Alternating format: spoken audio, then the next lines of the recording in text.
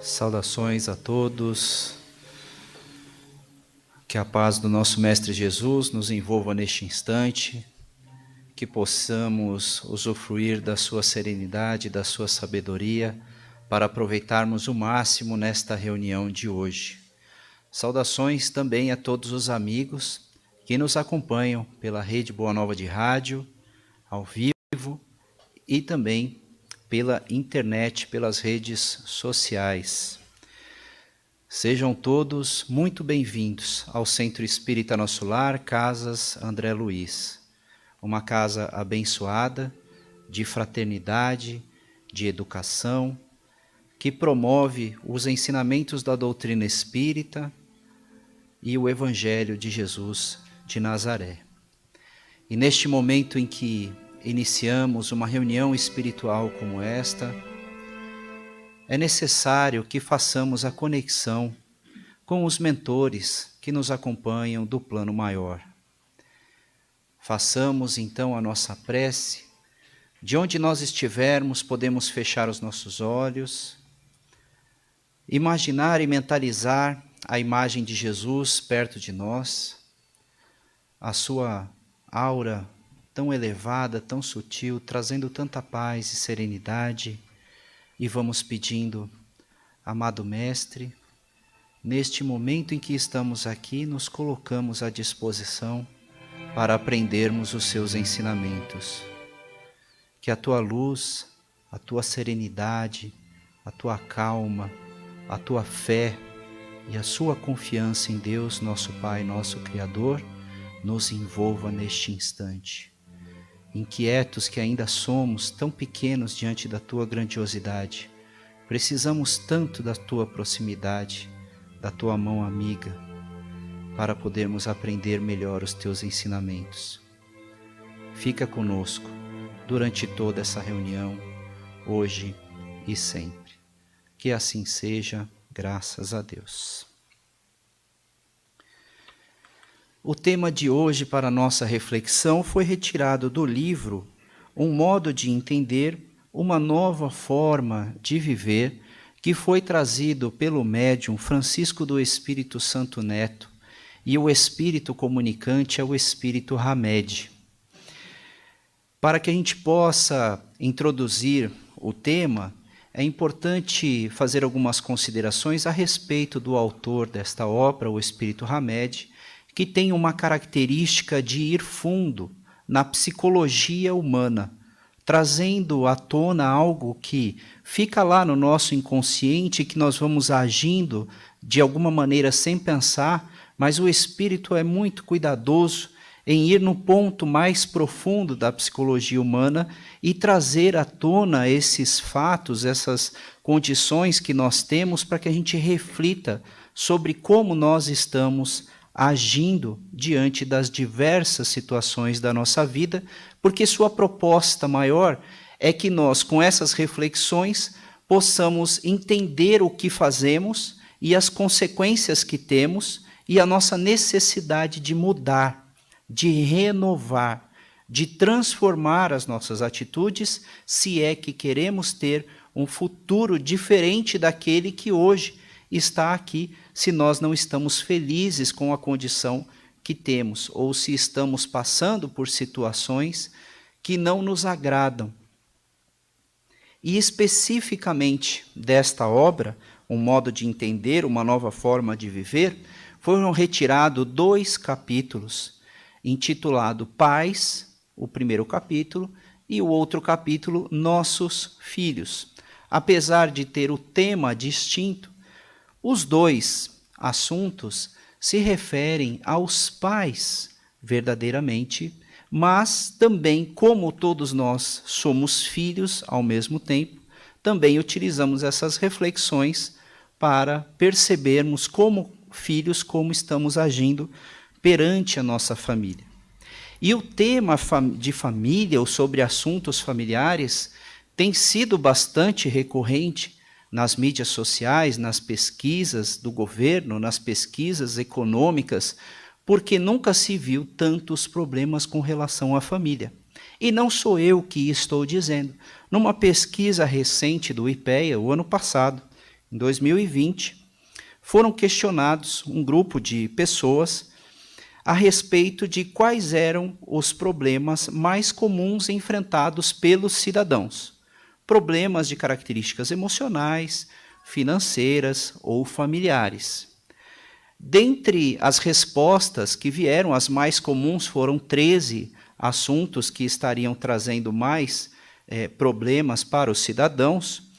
3 deles tiveram uma relevância muito grande. Problemas de família, em primeiro lugar, relações de trabalho e conflito entre vizinhos.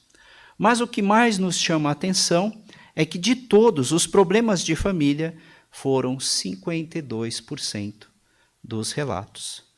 Ou seja, de todas as pessoas entrevistadas, um pouquinho mais do que a metade relatou ter problemas de família. Se nós estendermos essa pesquisa para hoje, nós aqui que estamos acompanhando a reunião, metade de nós está aqui por algum assunto ligado à família. Metade das pessoas que estão nos ouvindo pela rádio, pelas redes sociais, também estão envoltos neste momento com um maior problema no seu emocional relacionado à família. Num aprofundamento dessa pesquisa, nós tivemos que destes problemas de família, o que mais se reportou como sendo o maior problema, 41,6% destes 52%, ou seja, metade, quase metade deles, reportou que o maior problema é a falta de união.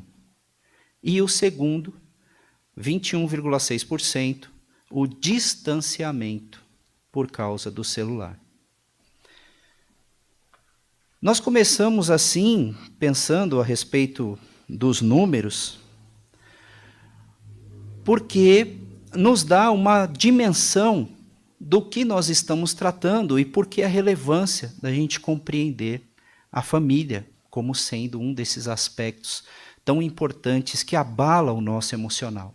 Se nós não estamos bem dentro da nossa casa, dentro do nosso lar, que deveria ser, por via de regra, o local onde eu me reabasteço, onde eu me revitalizo para poder enfrentar as dificuldades do dia a dia, buscar os meus objetivos, as minhas lutas, as minhas conquistas, este problema está afetando diretamente esse meu comportamento perante a sociedade, no trabalho, no meio social, em outros locais de relacionamento, porque eu não estou bem equilibrado. Eu preciso olhar para este problema como sendo a causa de muitas situações que estão sendo evitadas, que eu não consigo superar esses obstáculos, porque eu não estou tendo o devido respaldo, devido reenergização quando eu estou no ambiente doméstico, no amparo familiar. Seja a situação da família que mora conosco na mesma casa, ou se nós moramos sozinhos, a família que nós temos em outra casa, os nossos pais, os nossos filhos, que não convivem com a gente, mas que são automaticamente o foco grande da nossa atenção e principalmente das nossas preocupações. Agora vamos buscar dentro deste ambiente doméstico a compreensão de quem são hoje para nós esta família. Um pensamento que sempre esteve permeado na sociedade é de que os pais devem ser as figuras de perfeição, de idolatria dos filhos. Os filhos terão nos pais a referência de como se fossem deuses para o comportamento que eles terão durante a vida. Que esses pais são responsáveis pelos melhores exemplos e que não podem falhar em hipótese alguma, porque qualquer coisa que der errado pode ser sua responsabilidade o mau andamento dos seus filhos. E um pensamento muito comum também na sociedade é de que a criança, quando ela nasce no lar, quando ela acaba de nascer, ela é uma página em branco. Ela não tem nada escrito nela. Ela não tem nenhuma informação, nenhum conhecimento. Bom, este pensamento, ele tem origem em John Locke, século XVII, um pensador e médico, que une os seus pensamentos falando sobre política, filosofia e, neste aspecto, na educação. E assim, se ele diz a mente humana é uma tábula rasa, que seria uma tela em branco, a criança somente tem a razão em potencial. O que ele quis dizer aqui? Que a criança ela nasce sem ter nenhuma informação, sem nada, ela é uma página em branco. E ela só tem o potencial de desenvolver a razão com base naquilo que eu colocar dentro dessa página, naquilo que eu escrever nessa página. E então, com base nessa informação, nós, pais ou responsáveis pela educação das crianças, fazemos de tudo para escrever nessa tela em branco as melhores informações possíveis, a melhor educação possível, os melhores exemplos possíveis. Tudo eu me esforço para que essa criança tenha do bom e do melhor, porque eu estou escrevendo na sua página em branco a estrutura de quem ela vai ser, tanto emocionalmente, como no aspecto intelectual, como no aspecto sentimental e no aspecto material. Eu estou colocando tudo isso porque, se ela é uma página em branco, aquilo que eu colocar automaticamente vai ser aquilo que ela vai ser na sociedade e aquilo que ela vai representar. Não tem problema nenhum, não tem segredo, somente eu escrever nessa página em branco as melhores virtudes, a melhor educação moral, a melhor educação material, que ela vai ser uma criança perfeita.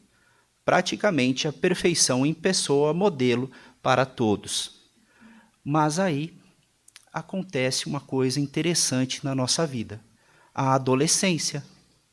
E tudo aquilo que nós nos esforçamos para escrever nessa página em branco, parece que começa a ser rebatida ponto a ponto por aquele jovem que começa a querer buscar o quê? A sua própria identidade. Quem ele é de verdade. Começa a questionar, começam as discussões, começam as desavenças. Ou seja, essa verdade que foi colocada para nós, chegou o momento de ser questionada. Porque significa de que porque eu dei todo o meu melhor, significa que então ela vai automaticamente ser aquilo? O que acontece se ela era uma página em branco e eu só escrevi coisas boas nessa página e agora ela vem rebatendo, retorcendo e nada daquilo que eu ensinei parece que tem mais valor? Questiona a mim, questiona meu comportamento, questiona o meu passado, questiona a minha forma de falar, questiona a minha autoridade, questiona a minha agressividade, questiona a minha forma de me relacionar em família, com a mãe, com os meus pais. Começa a questionar tudo. E começa que parece que propositalmente fazer tudo diferente do que tudo aquilo que foi ensinado no começo. Ou seja, existe alguma coisa que não é apenas uma página em branco, que vem com esta criança quando ela chega no nosso lar, numa família. Ela não vem em branco, ela vem com alguma coisa. O Espiritismo, na busca de entender as razões da nossa existência e propor uma transformação nas nossas atitudes para que possamos avançar moralmente em sociedade, traz um esclarecimento ímpar. Esta criança não vem com uma página em branco. Esta criança é um espírito que já viveu em outras épocas, já teve experiências como criança, como adolescente, como jovem, como adulto, como idoso, já teve experiência do desencarne, já esteve no plano espiritual e está retornando para mais uma existência em busca do seu aperfeiçoamento. Esta é a finalidade do nascimento de uma criança, e não que a gente escreva nela aquilo que a gente quer que ela seja ou como a gente quer que ela se comporte. Nesse aspecto, nessa busca da perfeição, antes do seu processo reencarnatório, esta criança que está chegando fez uma reflexão de todas as suas existências anteriores, ou principalmente da mais recente, sobre os seus acertos, mas principalmente sobre os seus erros e sobre as pendências que poderiam ter sido resolvidas e não foram.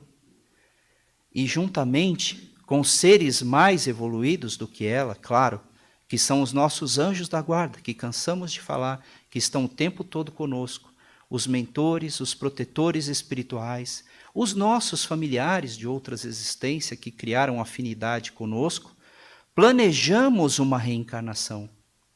Planejamos uma reencarnação não para sermos cordeiros dos nossos pais e realizarmos aquilo que os pais querem que os filhos sejam.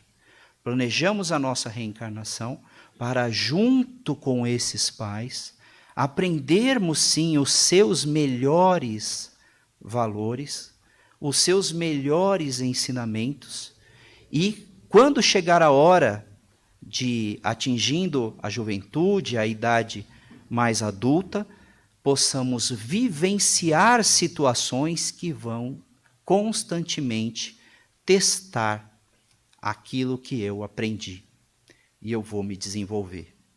Este é o nosso projeto de existência, é o nosso projeto de vida. Mas se eu não olhar para o meu filho com este olhar, o que é que pode acontecer? Muito bem, mas Eduardo, será que é assim mesmo que acontece? Nós vamos para o plano espiritual e nossas crianças já tiveram existências anteriores? Então, como é que ficou? Como é que você pode me comprovar isso? Bom, a doutrina espírita não apenas vem com um projeto, um livro pronto, cheio de ideias novas para que seja simplesmente aplicado. A doutrina espírita vem e, já de cara, quando chega, para ser questionada. Mas existem pesquisadores que se interessaram em responder essas perguntas e fizeram muitas entrevistas com pais e situações um tanto interessantes que aconteceram naquela família. Eu trouxe apenas um relato dos tantos que nós podemos encontrar de fonte séria na internet, nos documentários que existem, e de pesquisas que já foram feitas, a respeito de um menino que nasceu na Inglaterra, de nome James. E nós encontramos essa pesquisa, esse documentário, numa TV a cabo, ou existem vídeos menores na internet relatando esse documentário com o que aconteceu. O menino James, a história se intitula O Menino que Participou da Segunda Guerra Mundial. Ele, desde pequeno, tinha pesadelos horríveis a partir dos 2 anos de idade. Seus pais iam até o seu quarto assustados com os gritos do menino, dizendo: está pegando fogo, eu vou cair, não tem como eu me soltar. Está pegando fogo, eu vou cair, não tem como me soltar. Gritava, a partir dos seus 2 anos de idade, por várias noites seguidas, sobre esses pesadelos. Seus pais já tinham procurado vários médicos, começaram um processo terapêutico com ele para tentar entender qual era o problema. Porém, esse menino foi crescendo, os pesadelos pararam e ele despertava um interesse muito incomum por aviões. Mas aviões, não aviões que nós vemos hoje em dia, aviões característicos que tiveram atuação na Segunda Guerra Mundial. Inclusive, citando nomes dos aviões, modelos, nomes de pilotos e nomes de locais e cidades que ele conhecia e que ele sabia que existia, com muito pouca idade, sem nunca ter estudado sobre o assunto. Por estes relatos, os seus pais foram pesquisar à medida que ele ia falando dessas cidades, dessas batalhas, desses tipos de aviões, desses nomes. E eles identificaram que havia um tenente da aviação na Inglaterra com o nome James McCready Houston, que tinha 21 anos quando voava com o seu avião e foi abatido em 1945 na Batalha de Iwo Jima. Foram pesquisar e chegaram a este nome, a este tenente. E foi apresentado ao menino, e o menino se reconheceu muito fortemente naquela figura, naquela pessoa. Só para fechar a história, o processo deste menino, aos 11 anos de idade, precisava ser desvinculado à existência anterior dele com a existência atual. E não existiu uma resposta do porquê ele estava lembrando daquilo tudo, se tinha algum sentido ou não, porque todos que trataram não eram espíritas, né? Isso aconteceu na Inglaterra, onde não há um estudo mais acentuado sobre espiritismo, não houve essa investigação, apenas dos fatos, dos relatos e das coincidências que foram apontadas. Esses pais foram até esse local onde o avião caiu com o menino, pegaram o barco, parece que foi no meio do oceano, e ele sabia exatamente a localização, fizeram um ritual de despedida, onde o menino entrega flores no oceano para se despedir deste outro ser que estava tão vivo na sua memória e que a partir dali ele seguiria como James dessa encarnação que teria os seus pontos a desenvolver. E assim foi, o menino tem uma vida normal, embora o seu gosto, o seu conhecimento não foi prejudicado, ele continua gostando dos aviões, mas não deve ir se alistar na aeronáutica, nem nada desse sentido, tem um outro tipo de vida. Mas o interessante é que esse fato, no mínimo, nos faz refletir de que essa criança tinha, sim, uma lembrança forte de algo que era muito preponderante para ela. Se nós formos pesquisar, vamos encontrar diversos casos análogos a este, principalmente de relato de crianças. Ora, se então as nossas crianças não são essa tela em branco e elas vêm com uma história, o que é que de fato elas estão buscando na existência atual? Estão buscando desenvolver, estão buscando se aperfeiçoarem moralmente para que eles possam crescer. É isso que eles e nós estamos buscando nesta existência. E enquanto pais, se o nosso papel passa a ser de superproteção, de tentar passar todos os cuidados que ele tem que ter com isso, com aquilo, deixamos eles presos, restritos a uma existência que nós queremos para eles, mas que não é a existência que eles vieram se desenvolver. E como é que eles vão saber qual é a existência que eles vieram desenvolver? Vivendo. Em algum momento, nós precisamos começar a deixar que eles comecem a tomar suas próprias decisões e arquem com suas próprias consequências. Porque é por este caminho, por mais que nós estejamos de olho, acompanhando, prontos para ajudar, não podemos restringi-los de fazer. E se a situação está acontecendo conosco, Não devemos nós nos restringirmos pelos desejos dos nossos pais, com todo o respeito e amor e carinho que nós temos por eles. Temos que nos libertar para poder crescer.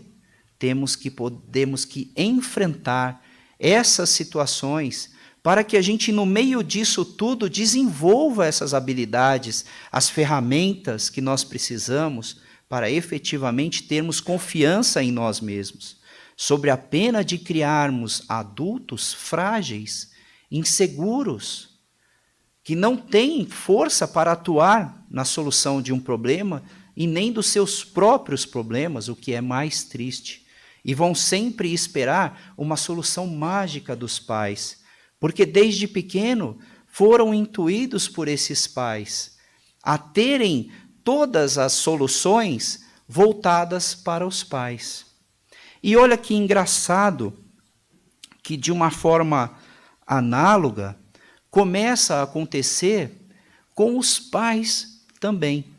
Porque neste intuito de passar o melhor para o filho, de não deixar o filho sofrer nenhum problema, nenhuma necessidade, de não deixar o filho passar por nenhuma dificuldade, acabam os pais criando uma imagem de super pais, de pais infalíveis, de pais praticamente divinos, que não erram em nada.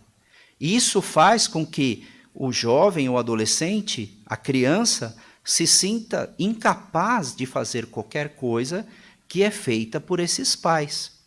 Porém, vai chegando o avançar da idade dessa criança e ela começa a perceber as imperfeições dos pais, porque os pais, antes de serem pais, são seres humanos, imperfeitos também. Têm as suas fragilidades, os seus medos. E as crianças observam tudo.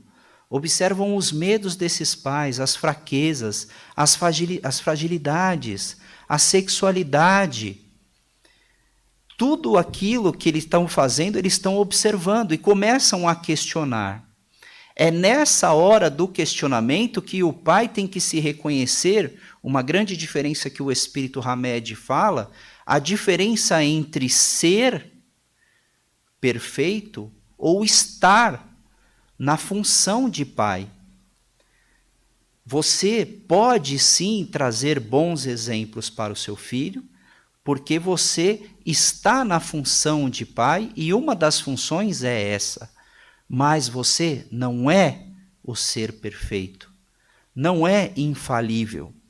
Reconhecer essa fragilidade para esses filhos pode colocar os filhos numa situação e num desejo de querer também participar do processo da solução, tanto para si quanto para a família. Por que é que eu não posso participar, os filhos, de uma necessidade financeira, da perda de um emprego, pedindo o auxílio, a colaboração na economia do que está acontecendo em casa?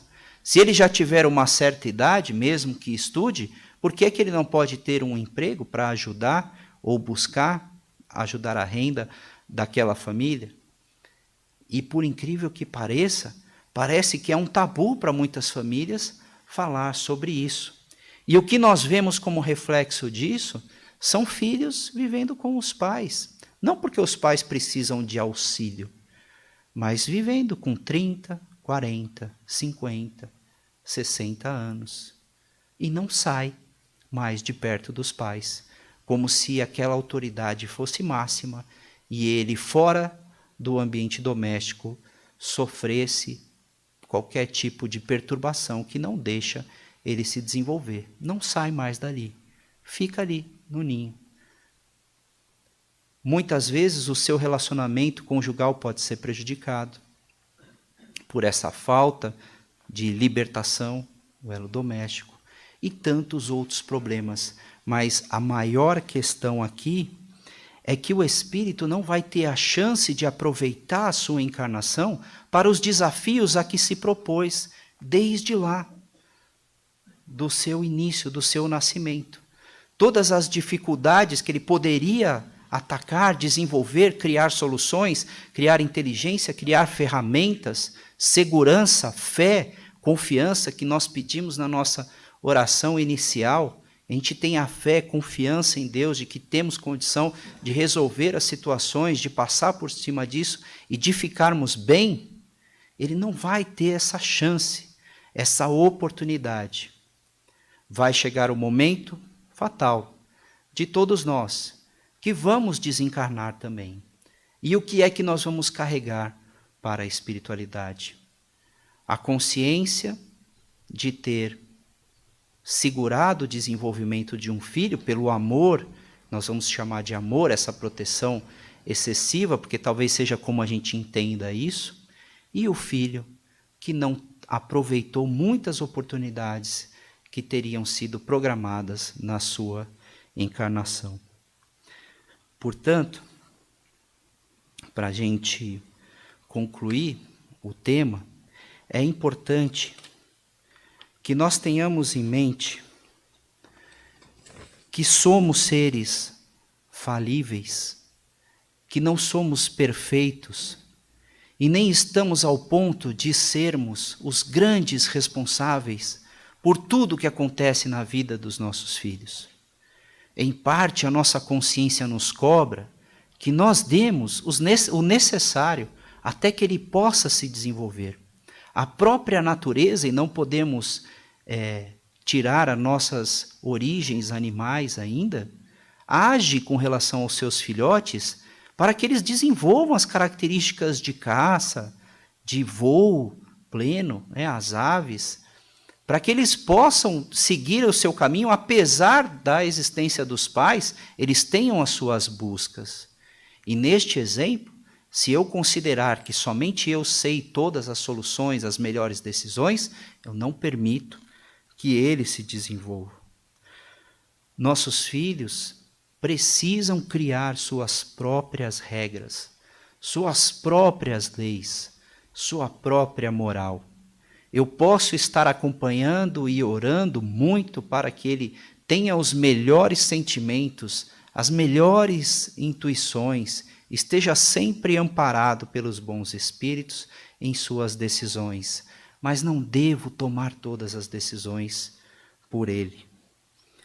E, enfim, que nós possamos ter a consciência de que todo esse trabalho, toda essa transformação que estamos propondo aqui no nosso comportamento é uma forma de aprendermos a amar melhor, a amar de uma forma mais madura, de uma forma mais sincera, sem o poder da posse e nem sem a liberdade total.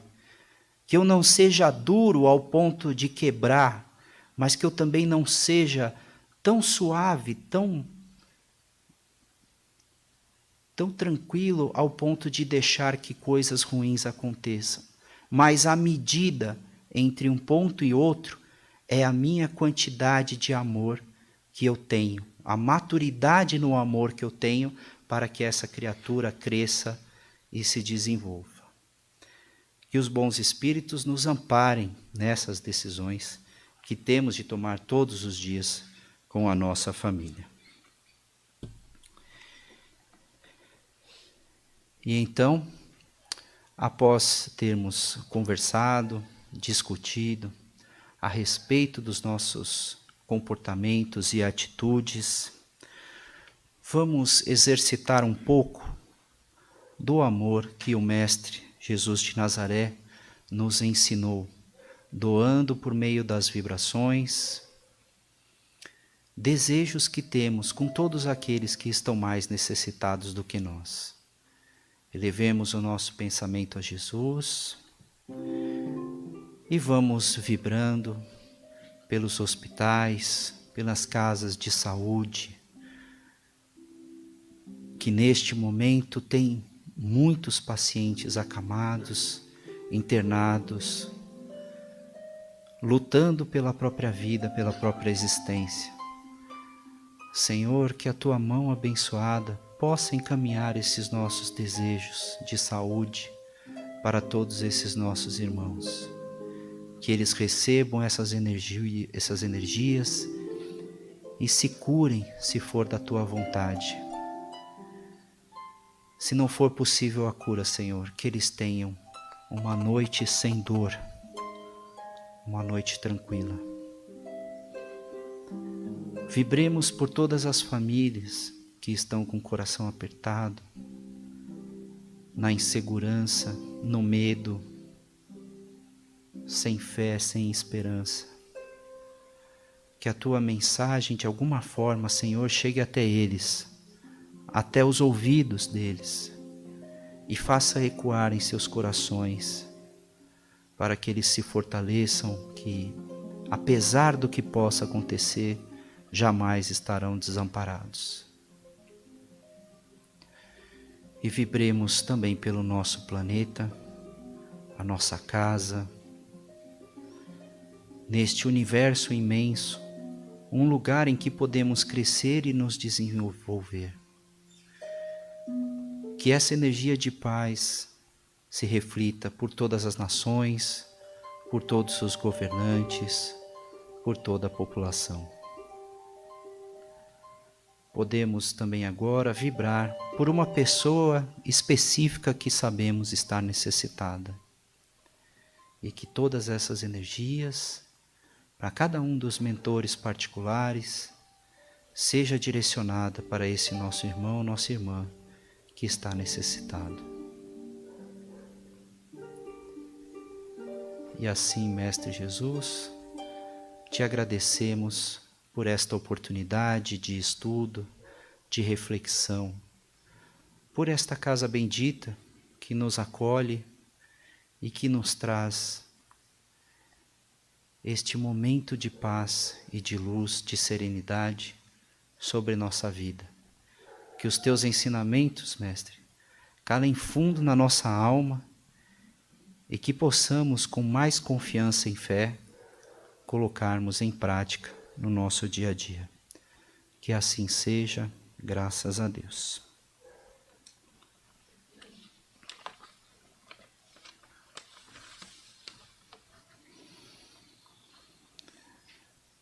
Na próxima semana, o tema da reunião pública será expiação e arrependimento, que será extraído o estudo do Livro dos Espíritos nas questões 990 a 1001.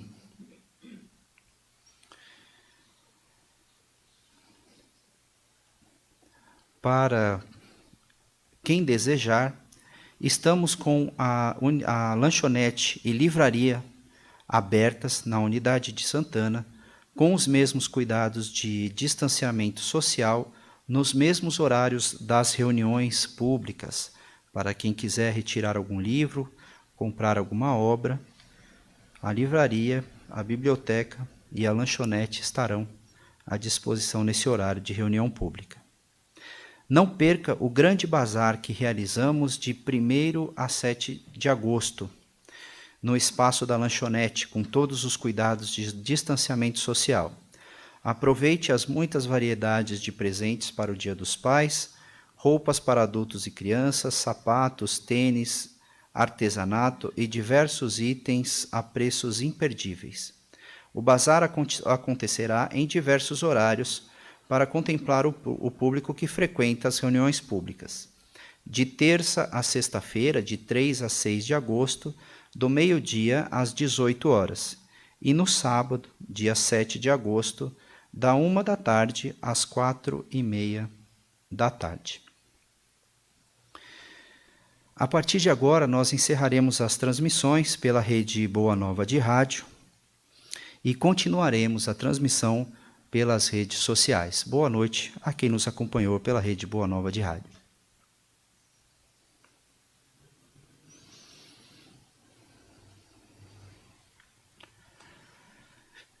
Gostaríamos de lembrar que estamos oferecendo o passe coletivo e explicar o seu significado.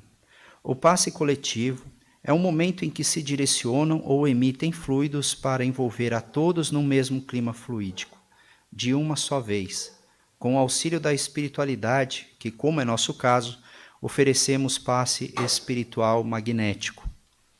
A espiritualidade, conhecedora de nossas necessidades, nos amparam individualmente conforme nosso merecimento. Por isso, tenham certeza que todos receberão o mesmo auxílio que é oferecido na Câmara de Passes. Essa medida vem ao encontro das orientações preventivas do momento para oferecer a manutenção de bem-estar a todos. Acreditamos que compreenderão e pedimos que fiquem atentos às nossas orientações. Eu peço para o Fábio, dirigente, pode conduzir o passe.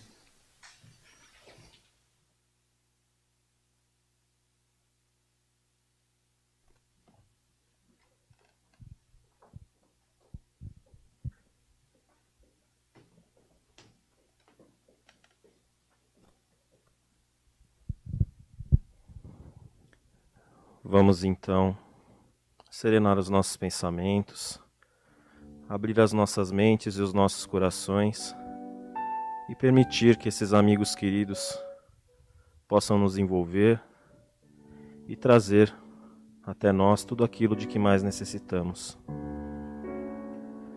nos reequilibrando, nos reconfortando e amparando na necessidade de cada um, confiantes que aqui vamos receber tudo aquilo de que mais necessitamos. Vamos a Jesus.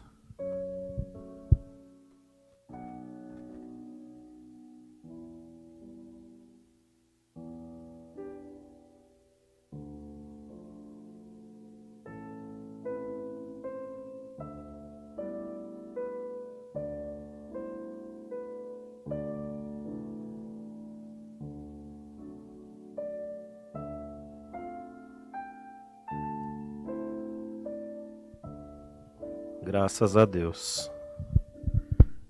E agora, no nosso passe à distância, vamos pensar naqueles nossos queridos que não puderam vir até aqui, para que recebam também tudo aquilo de que mais necessitam, onde quer que estejam. Que eles sejam fortalecidos, amparados e abençoados, com muita saúde, fortalecimento, fé e confiança. Confiantes de que eles também receberão tudo aquilo de que mais necessitam. Vamos a Jesus.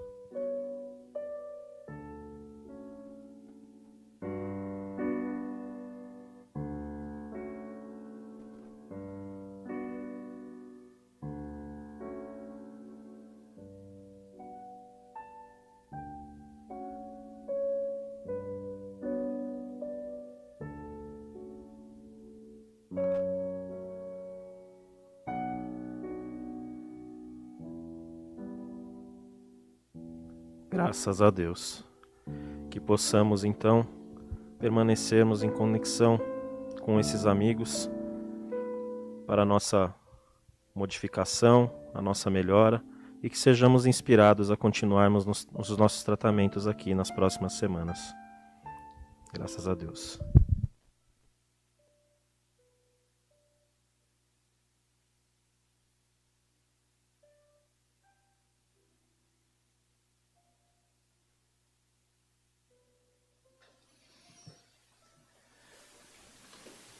Então, nós pedimos a todos, agradecemos pela participação nessa reunião pública, que possamos ainda nos encontrar em outras e outras oportunidades.